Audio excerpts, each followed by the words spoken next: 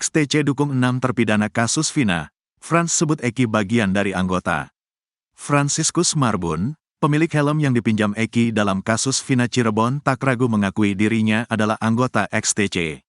Pria yang karib disapa Batak dan nongkrong di warpat itu terbaru memberi dukungan terhadap 6 terpidana kasus Vina Cirebon di sidang perdana peninjauan kembali, PK, yang digelar di Pengadilan Negeri, PN, Cirebon, Jawa Barat. Saat memberi dukungan, Franciscus Marbun bahkan tak lagi menyembunyikan identitasnya. Ya, Franciscus Marbun datang memberi dukungan dengan mengenakan atribut XTC. Tujuan Franciscus Marbun mengenakan jaket XTC adalah memberi pengertian jika anggota XTC tak selamanya berbuat buruk. Maksudnya pakai atribut XTC itu kan emang identitas. Dan saya ingin ngasih tahu, kalau tidak semua anggota XTC itu negatif, ucapnya dilihat tribunnewsbogor.com dari YouTube Ferry, Jumat, tanggal 6 September tahun 2024. Franciscus Marbun tak menampik jika citra buruk XTC masih melekat di publik. Untuk itu, dia mencoba memberi pengertian dengan cara tersendiri. Di TikTok saya sempat post soal helm, itu banyak juga yang membuli, tegasnya. Disebut, termasuk tersangka atau pelaku ya XTC, tambahnya. Franciscus Marbun pun berharap jika helm punyanya yang dipinjam Eki masih ada. Mudah-mudahan helm itu masih ada di Polda Jabar. Soalnya itu kan barang bukti, ungkapnya. Soalnya kan masih ada 3 DPO. Seharusnya barang bukti itu masih ada, sambungnya. Terkait harga helm yang dipinjam Eki, Franciscus Marbun menegaskan, jika saat ini helm tersebut memiliki harga jual tinggi. Dulu saya beli helm itu seharga Rp600.000. Nah, kalau sekarang itu harganya Rp2,5 juta, paparnya. Terkait anggota XTC, Franciscus Marbun berkata jujur. Dia mengaku jika masuk XTC bersama dengan Eki. Di XTC itu saya masuknya bareng sama si Eki, tegasnya. Ex-Wakapolri ungkit lagi keterangan palsu, nama Rudiana bergema di sidang PK terpidana kasus Vina.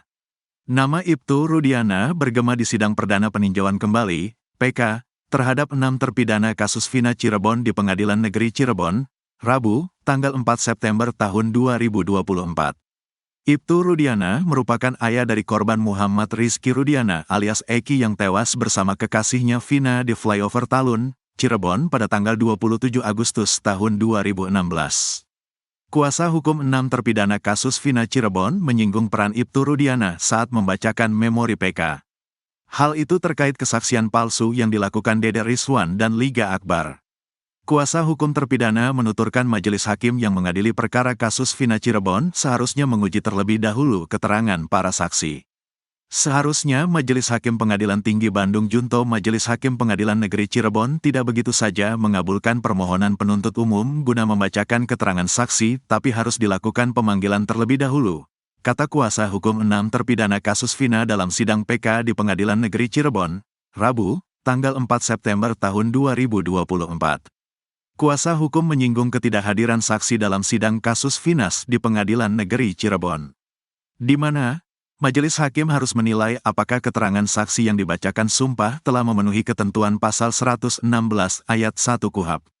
Karena dalam ketentuan tersebut disyaratkan adanya cukup alasan saksi kenapa tidak dapat hadir dalam persidangan, artinya dalam berita acara pengambilan sumpah di hadapan penyidik harus secara jelas dan tegas disebutkan alasan ketidakhadiran, kata kuasa hukum terpidana kasus Vina. Terlebih, kuasa hukum terpidana menyebut kedua saksi yakni Dede Rizwanto dan Liga Akbar, akhirnya mengakui kesaksiannya juga palsu karena disuruh oleh Rudiana. Yang artinya dia juga melakukan kesaksian palsu selama penyidikan yang dibungkus oleh sumpah sebagaimana diatur dalam ketentuan pasal 116 ayat 1 KUHP, katanya. Padahal, kata kuasa hukum, pasal 116 ayat 1 KUHP sejatinya bertujuan untuk mengumpulkan alat-alat bukti selengkap-lengkapnya dalam rangka mencari kebenaran materi. Tetapi, malah akan digunakan sebagai alat penyidik untuk merekayasa perkara atau menutupi kesaksian palsu. Kesaksian Dede Rizwanto dan Liga Akbar yang ternyata telah memberikan keterangan palsu atas perintah orang lain yang dibalut dengan dalil penyumpahan selama penyidikan agar kebohongannya saksi Dede tidak terbongkar, maka saksi Dede disumpah pada saat memberikan keterangan di penyidikan, kata kuasa hukum.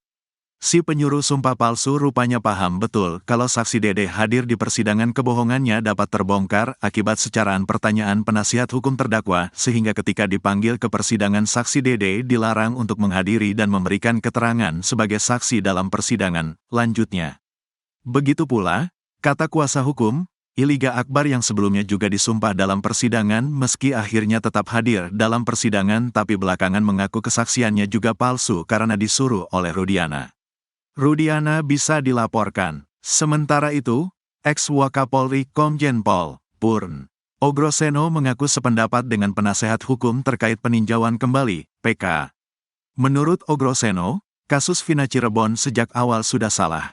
Di mana, kasus Vina terjadi pada tanggal 27 Agustus tahun 2016. Namun laporan polisinya pada tanggal 31 Agustus tahun 2016. Beda 4 hari itu sudah salah. Seharusnya kalau ada kesalahan seperti ini, pasalnya bisa pidana kalau mau dilaporkan Aibtu Rudiana, memberikan informasi publik yang tidak benar, memberikan keterangan palsu ini harus diproses, kata Ogroseno. Sebab, laporan polisi seharusnya dibuat saat hari kejadian. Hal lainnya, Ogroseno menuturkan laporan polisi seolah-olah Rudiana melihat peristiwa tersebut. Padahal, Rudiana tidak melihatnya. Kemudian, proses penyelidikan kasus tersebut tidak berdasarkan scientific crime investigation. Tidak ada pembuktian, hanya keterangan, asal-asalan. Harus kita kawal tuduhan kepada 6 yang diproses tidak memenuhi unsur pasal pembunuhan dan pemerkosaan, kata Ogroseno. Aibtu Rudiana dinilai tutupi kasus Vina. LPSK kini pilih beri perlindungan kepada 7 terpidana. Lembaga Perlindungan Saksi dan Korban, LPSK, memberikan perlindungan kepada 7 terpidana kasus Vina Cirebon. Ketujuh terpidana itu bernama Jaya, Supriyanto, Eko Ramadhani, Eka Sandi, Hadi Saputra, Rivaldi Aditya Wardana, dan Sudirman. Pakar Hukum Pidana Universitas Trisakti, Asmi Syahputra menduga pemberian perlindungan terhadap ketujuh terpidana oleh LPSK pada tanggal 2 September tahun 2024 silam karena LPSK sebenarnya juga ragu bahwa ketujuh terpidana merupakan pelaku sebenarnya. Jangan-jangan LPSK melihat bahwa mereka, 7 terpidana, adalah korban yang perlu mendapatkan perlindungan karena mereka dimasukkan atas laporan palsu, katanya, seperti dikutip Nusantara TV yang tayang pada Rabu, tanggal 4 September tahun 2024. Pasalnya, tak mudah bagi LPSK untuk memberikan perlindungan hukum terhadap seseorang. Ini menarik, enggak gampang untuk meyakinkan LPSK, karena LPSK juga punya tahapan-tahapan yang harus dilewati, ujarnya. Pemberian perlindungan terhadap 7 terpidana oleh LPSK menjadi sinyal yang seharusnya ditangkap oleh majelis hakim nanti di Mahkamah Agung.